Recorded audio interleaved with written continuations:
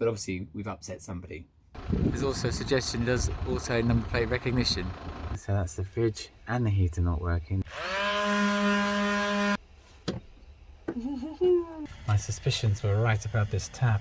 Hi, I'm Daz and she's Bee. We've had our motorhome since June last year and have already had many adventures and made plenty of maverick mistakes on our travels. Our dreams of owning a home in France were shattered after Brexit. Then we failed to move somewhere more rural after our house sale fell through in the UK. We bought Stampy, our 10-year-old motorhome, in the hope that we can live a life less ordinary and explore the UK and Europe with our kids and our greyhound Sammy whenever we can. Please join us as we try new things, make memories as we escape in the motorhome. Hello and welcome back to the channel. Thanks for joining us. So this week in our vlog we escape to Oxford and we test out an off-grid park up that might have upset one of the locals. And I give Stampy a little bit of a facelift, or is it more of a bum lift? Wait and see. Hope you enjoy it. Well, it's take 2 on Oxford this weekend and we are approaching a filming location on our way. Now it's a very famous comedy series, something I really enjoyed several years ago and Daz did as well. Sammy's having a lovely ride. He's got a nice new vet bed there and it's nice and cosy because we've put cushions underneath it, so he's delighted. Found yourself another little narrow lane, haven't you, dear? Well, somebody was talking to me and I missed my turning. I knew it would be my fault. Lovely little valley there. Well, we're headed, funny enough, looking at the map, it looks like we're headed down there. It was a wrong turn, but we're trying to get to this little rural film location and I doubt that there's going to be some narrow lanes trying to get to it because it's not going to be on the edge of a motorway. Ah, there we are. So Turville. Turville. You said it began with a T. What's great about this way is Fingest. Well, I imagine it would have looked very different yesterday with the pouring rain that we've been treated to for the most of March, but on the 2nd of April it just looks idyllic, doesn't it? What a difference a day makes. Oh gosh, now we need to avoid hitting the lovely walkers. Very narrow. What's that house Is there? it Geraldine Granger? Yes, Well, that Geraldine house there. Granger's house there. So that was the Vicar of Dibley's house. See, check this out. That might be our second location. If that's Cobb's Mill, that is the mill that's featured in Chitty Chitty Bang Bang. Oh, look at that, isn't it pretty? Oh. So was that Geraldine's church? Or did they use a different church? Sammy is very keen to go and see the mill where the Potts family lived. Now, Chitty Chitty Bang Bang is an old favourite of Daz's.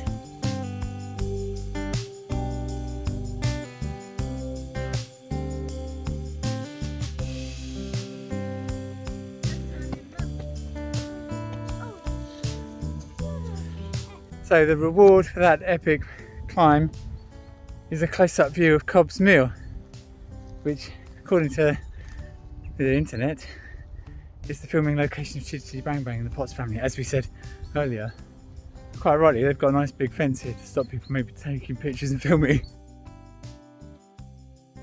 After a slightly precarious descent from Cobstone Mill, we left Turville and its small little lanes, headed north to our park up just about 6 miles north of Oxford.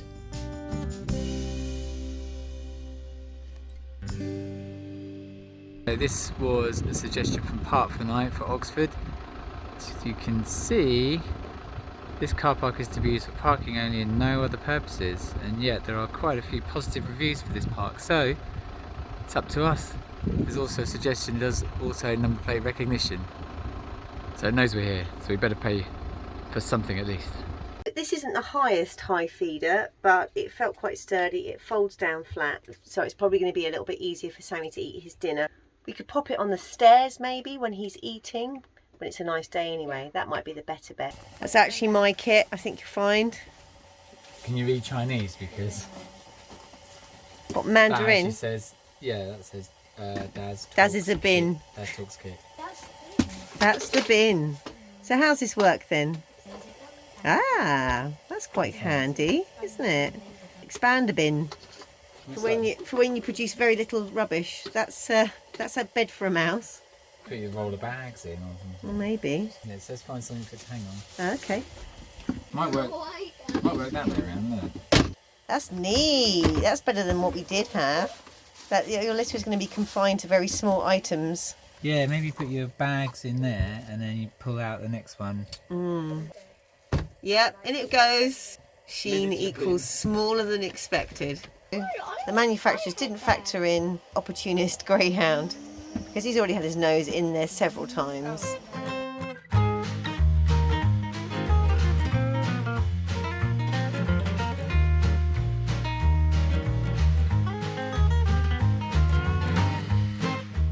This is an old recipe that I had in a student cookbook.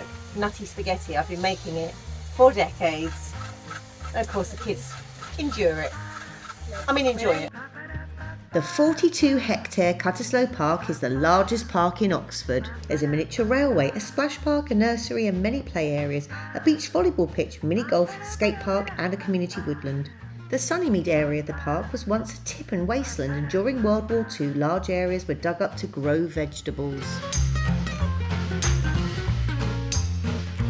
Bats?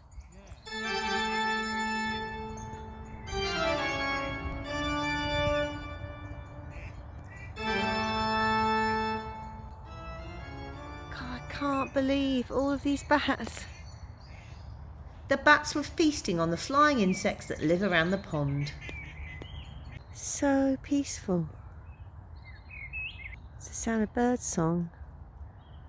Bats' wings flapping. What is it, an arm wrestle or thumb war?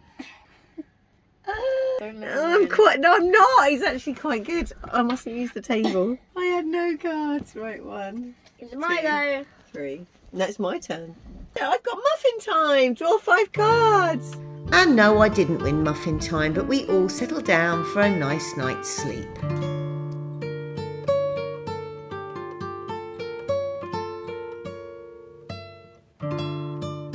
Well, this is just a very quick good morning from outside Oxford. It's currently -1 in the van and B is pottering around in the kitchen there. The heating's not working, so that's the fridge and the heater not working. That's going to get fixed next week. And then everyone's going to get up, get breakfast, and then head off into Oxford for a day of museum and culture while I sit in the van and work. Can you see that? What is it, the 3rd of April? Yes, and it's freezing. We actually had quite a reasonably early night last night after a beautiful walk around Cutteslowe Park, which is where we're parked tonight.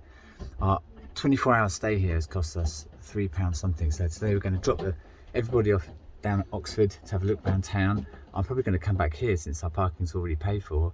Yes, apart from a freezing cold night where the heater wasn't working, it was okay, and actually given a little bit more heat it'd be a beautiful place to stay and access Oxford from.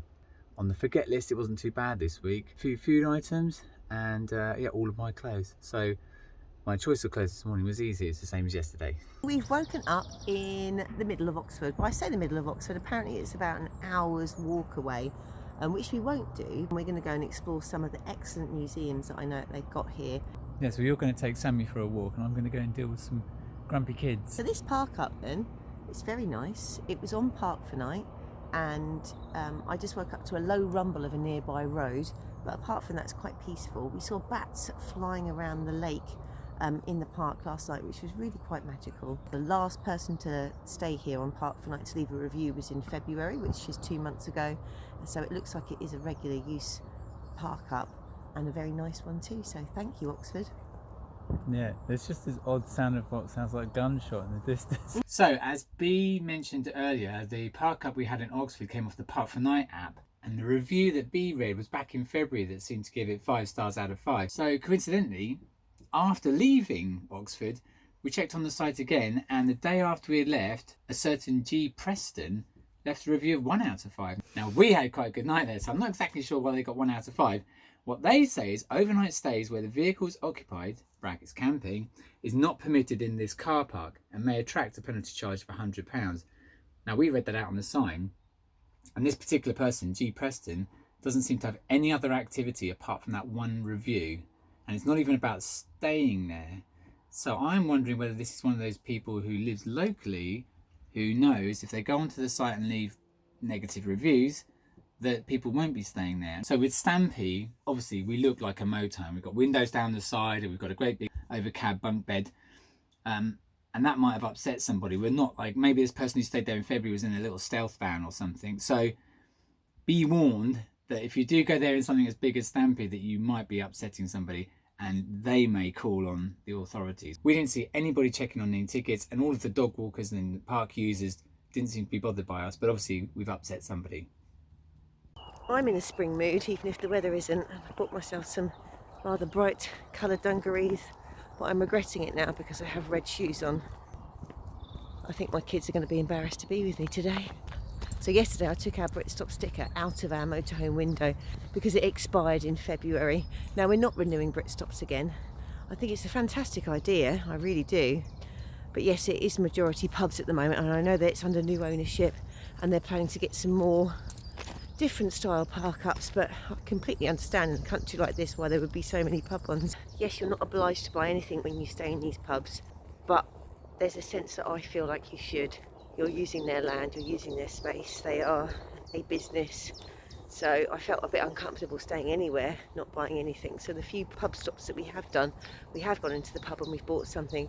Trouble is, we're not just a couple, we are a family. And the second you start adding children into the equation, it can equate to anything up to about 50, 60 pounds, which defeats the object really. So we can't keep using it. Yeah, Sammy is definitely on rabbit alert.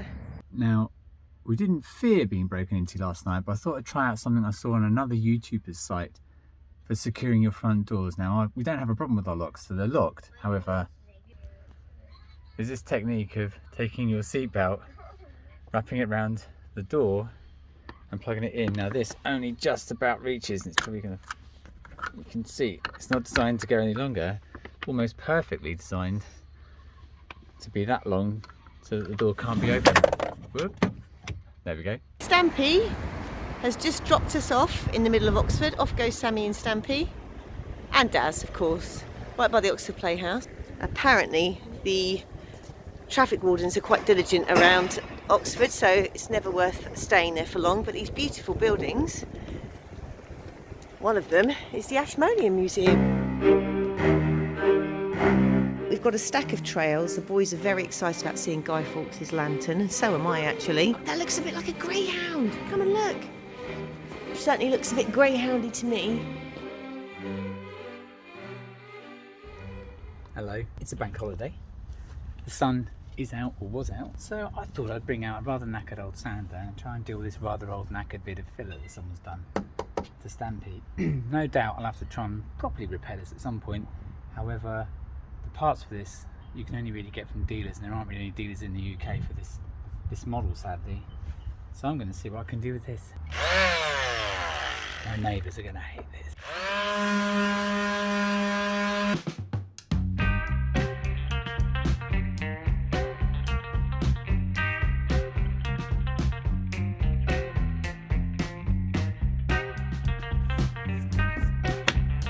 I think what I might do is I might prime it, and the paint's going to let me know exactly where I've still got to sand or fill, because with all these different colours it's a bit hard to tell exactly how well I'm doing it.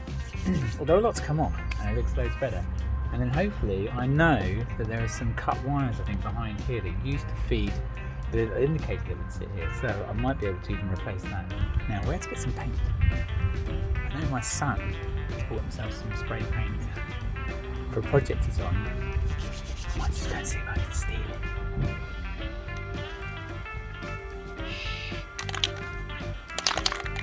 Right, this is what I've borrowed from my son's bedroom. I'm just going to give it a little go. Huh?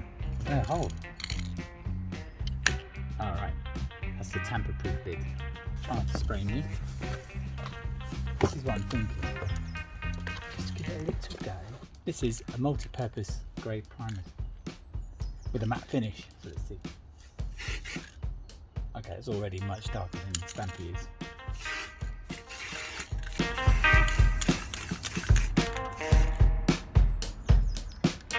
Again, probably should be wearing a mask. Don't tell me that. I mean, everything looks better when it's one colour, even if it's bumpy. But that's not the right colour. The knowledge I've gained is that it's not this colour.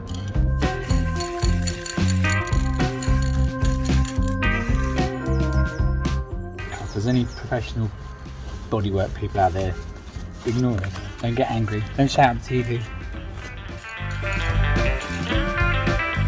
How's that look on camera? I can see straight away there's a bumpy edge here with lots of dimples all there that I didn't see. He'll charge me for that, you know. He's an entrepreneur like his daddy. Okay.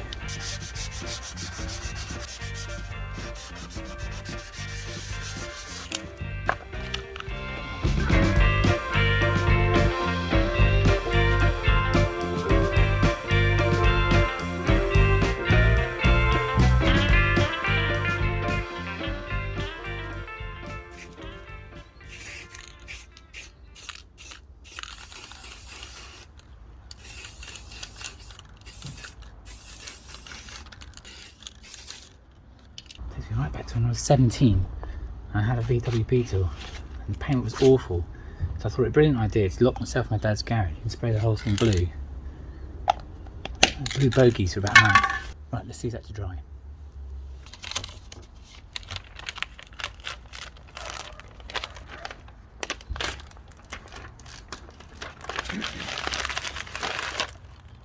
Well, it's not finished, right? But it looks better.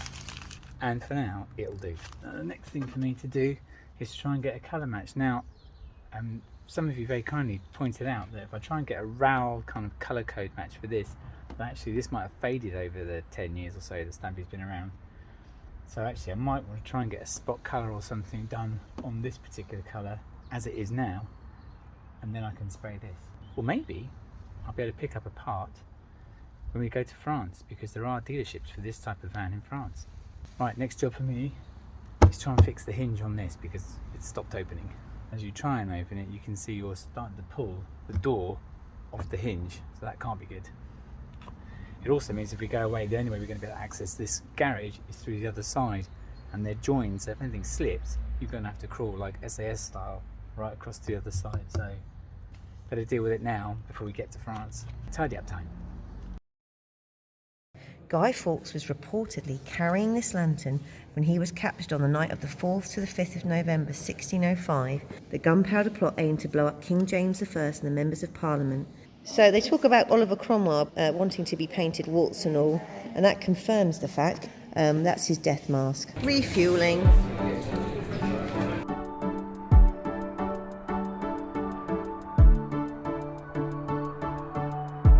We're now in the ancient Egypt part of the Ashmolean Museum, and it's a little bit mind-blowing. There's some things in here that are 6,000 years old, the really ancient Egyptian things. 6,000 years old!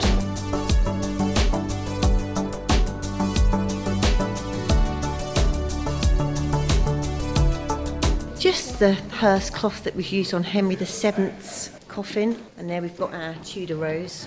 But check out all the greyhounds! Greyhounds running free!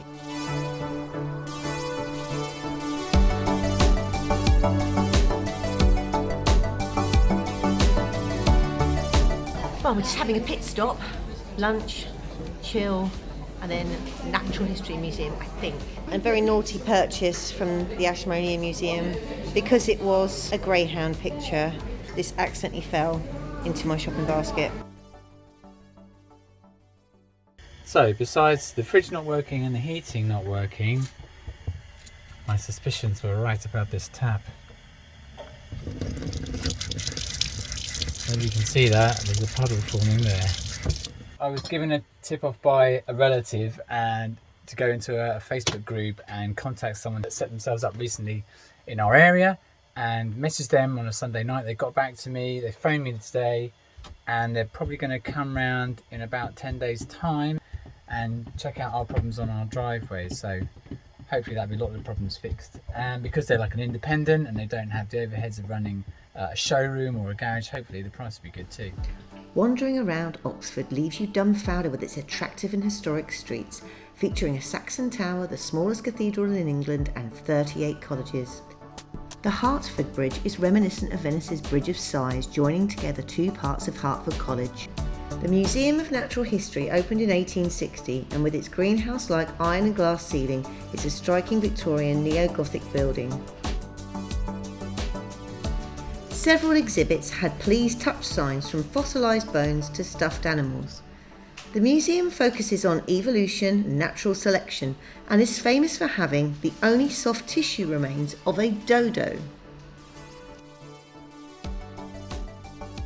So we've gone from -1 in the motorhome this morning to I don't know how many degrees, and I think this is more like a greenhouse, this Natural History Museum. So everybody is stripped off, out of their coats and jumpers, and there's no cloakroom. So earlier I was marvelling at things that were 6,000 years old. Okay, so now, is this the oldest thing I've seen today? This is 350,000 to 275,000 years old. Still not as old as the fossils that I have from Bracklesham Bay in my house. We found the oldest thing in this Natural History Museum. It's a Hadropithecus, 2.58 billion years old. It's the oldest thing here, I think. So it's an ancient rock, 2.58 billion years old. It's the oldest thing here. The quirky Pitt Rivers Museum is crowded with objects from around the world, arranged according to geographical and cultural areas. I think I've had this discussion with my friends before. You look at all of this stuff and you think, should we be holding it in museums in England, or should it be back in its native countries now? How do these people come to get these belongings? And who gained anything once they were passed on?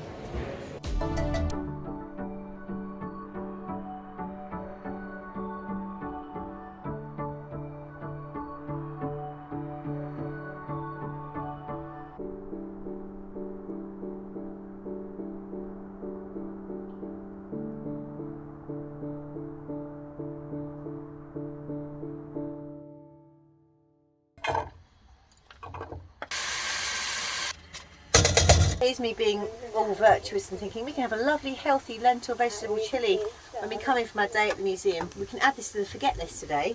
We only have one saucepan. I need a saucepan to cook rice. I also need quite a big saucepan to cook the lentils. And if you're going to have chilli, obviously you need red kidney beans. Got the red kidney beans, don't actually have any chilli spice. The kids will be delighted. It will look like a chilli, it won't taste like a chilli because there will be no spice. My lovely pink Himalayan salt, pink Himalayan squidge. It's just too wet. What's going on with the rice? If anyone was served this chilli and they could see the kitchen from where it was served, they would refuse their meal. It's like an episode of Hell's Kitchen. I can't work in these conditions. I feel like I have a good argument for buying frivolous packet microwave rice. Well, everyone ate it, so I'm taking that as a win.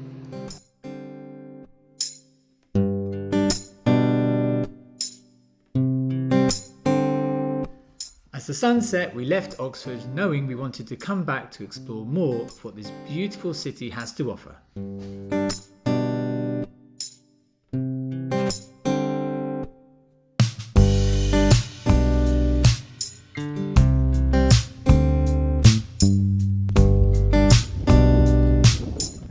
Well, that's the end of the vlog for this week. So if you've enjoyed what you've seen, please don't forget to hit that like button and don't forget to subscribe so you won't miss any videos when we release them. And ding that bell and then you'll get notifications too. We can really annoy you. Okay, till our next escape. Thanks for watching. Thanks for watching.